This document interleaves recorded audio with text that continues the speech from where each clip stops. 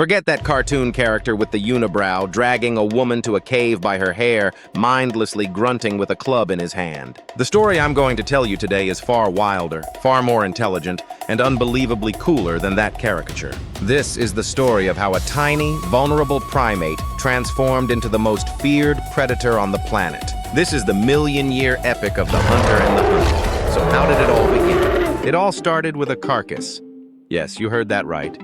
Our ancestors, Homo habilis, also known as handyman, were initially more like cunning scavengers than hunters. After the lions and hyenas finished their feast, our ancestors would take the stage. But they weren't after the leftover meat. No, they were after something much more valuable. This is it: marrow and brains. This superfood, packed with fat and calories that other predators couldn't reach, became the fuel for our evolution.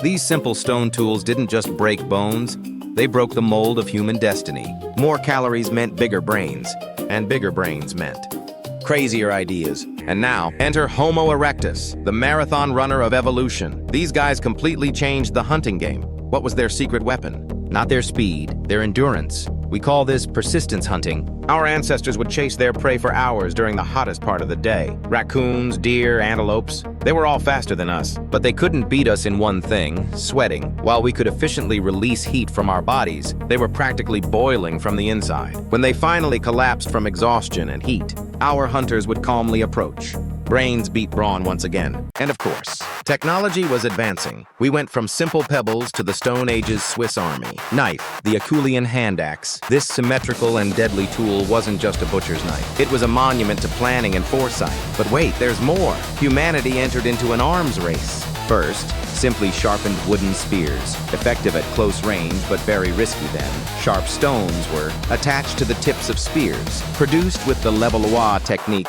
these points were far more lethal.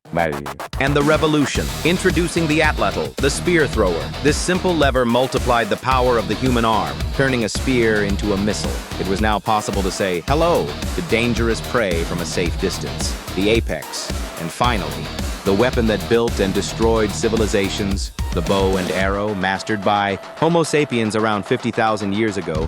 This technology was a complete game changer. More range, more accuracy, more speed. 9. And most importantly, silence. Now, not just mammoths, but rabbits, birds, fish. Basically anything that moved was on the menu. And at the end of this arms race, 2 super predators remained on the stage: the strong and sturdy Neanderthals, and our species, the intelligent and adaptable Homo sapiens. Neanderthals were the kings of the Ice Age, strong, muscular, and incredibly brave. They ambushed their prey with heavy spears, fighting them face to face, chest to chest. The fractures on their skeletons are so similar to those of modern rodeo riders that scientists call it the rodeo rider hypothesis. They were specialist hunters. And us, we were generalists. We had a more slender build, but that wasn't a weakness. It was an advantage. Our long-range weapons reduced the risk. We didn't just focus on big game. We fished, hunted birds, and gathered seafood. If the Neanderthal menu was like a gourmet restaurant, ours was a giant supermarket with everything in it. This flexibility allowed us to adapt to a changing world. But the greatest legacy of hunting wasn't the weapons or the techniques.